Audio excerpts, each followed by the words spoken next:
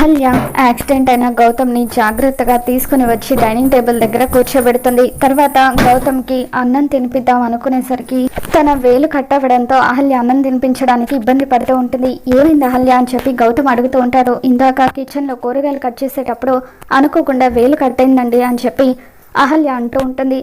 ఇక దాంతో అదితి అదిలా ఇవ్వు, నేను గౌతమ్కి తినిపిస్తాను అని చెప్పి అంటూ ఉంటే నువ్వు వద్దు అదితి అని చెప్పి సుభద్ర అంటూ ఉంటుంది. ఎందుకంటే నేను ఎందుకు గౌతమ్కి తినిపించకూడదు, నేను గౌతమ్కి కాబోయే భార్య కదా అని చెప్పి అదితి అంటూ ఉంటుంది. ఇక దాంతో నువ్వు కాబోయే భార్యవు కానీ అహల్య గౌతమ్కి భార్య కదా, తనుండగా నువ్వేనా తినిపిస్తావని చెప్పి సుభద్ర అంటూ ఉంటుంది.